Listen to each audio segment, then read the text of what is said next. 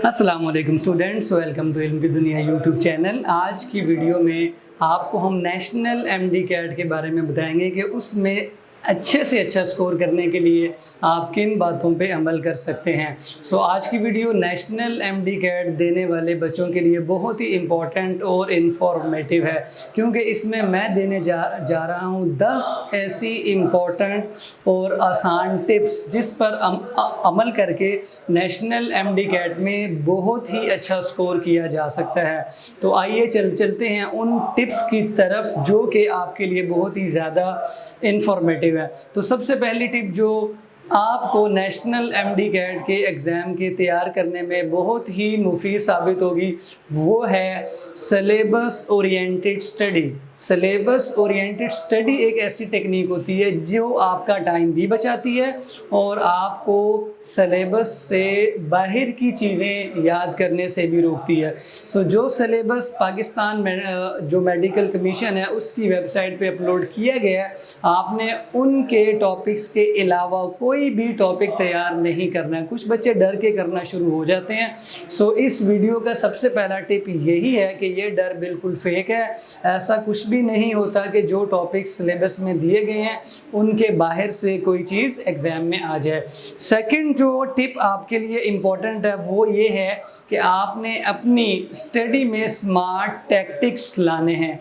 आप इन टिप्स को लिख भी सकते हैं। तो सेकंड है स्मार्ट टैक्टिक्स। स्मार्ट टैक्टिक्स से आपकी जो तैयारी है वो आसान से भी आसान हो जाती है। स्मार्ट टैक्टिक्स की चंद एग्जांपल्स में टेबल्स बनाना है। जो आपका बहुत लेंथी टॉपिक है आप उसको टेबल में कन्वर्ट कर सकते हैं, फ्लो चार्ट बना सकते हैं, डायग्राम बना सकते हैं और सबसे इम्पॉर्टेंट आप शॉर्टकट्स बना सकते हैं ऐसी चीज़ों को याद करने में जो याद नहीं होती हैं। फॉर एग्जांपल कोई साइकिल है, जैसे बायोलॉजी में होते हैं, तो आप उन साइकिल्स को याद करने का शॉर्टकट बना सकते हैं ताकि अगर साइकिल भूलते हैं तो शॉर्टकट से आपको वो साइकिल दोबारा याद आ जाएगा।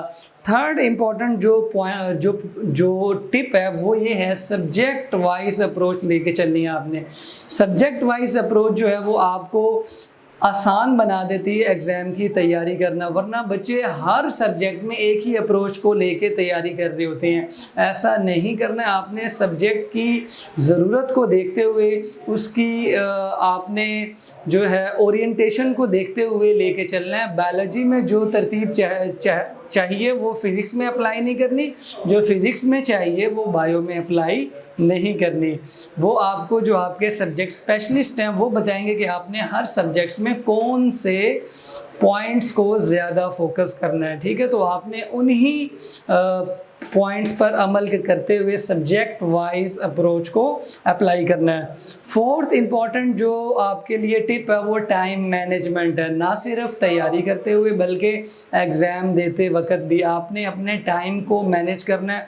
आपने सबसे पहले तैयारी करते वक्त ये देखना है कि किस सब्जेक्ट में वीकनेस ज़्यादा है, आपने उसी सब्जेक्ट पर टाइम ज़्यादा लगाना है। फिफ्थ टिप जो है वो आपके लिए टारगेट सेटिंग है। आपने माइंड में टारगेट सेट करना है। जब आप तैयारी कर रहे हो तो आपके जहन में डिप्रेशन ना आए, उससे बचने के लिए आप अपना एक टारगेट सेट करें। खुशगवार सा टारगेट हो, बहुत बड़ा टारगेट हो, जिसकी कैरेक्टरिस्टिक्स को सोचते हुए आपकी तैयारी हो और आपके जहन में डिप्रेशन ना आए, आपको एक अच्छा मुस्तकबिल नज़र आ रहा हो। उसके बाद सिक्स्थ जो पॉइंट है वो ये है कि आप अपने टारगेट को अचीव करने के लिए क्या कर सकते हैं। तो आपने सबसे ज़्यादा अप्लाई करनी है प्रैक्टिस। तो सिक्स्थ टिप है प्रैक्टिस। आपने किस चीज़ की प्रैक्टिस करनी है, तो MCQs की आपने ज़्यादा से ज़्यादा प्रैक्टिस करनी है। कम से कम 2-3 अलग जगहों से आपने MCQs जो है वो ले लेने हैं। बुक्स होती हैं बाज़ार से मिल जाती हैं।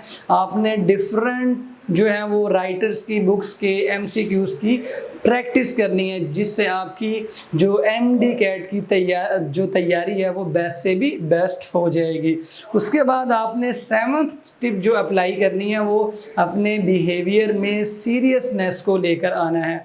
सम टाइम आप नेशनल MD कैट की तैयारी तो कर रहे होते लेकिन सीरियस नहीं होते। कोई दोस्त आपको फ़ोन करता है खेलने के लिए तो आप फ़ौरन उसकी एक कॉल पे चले जाते हैं।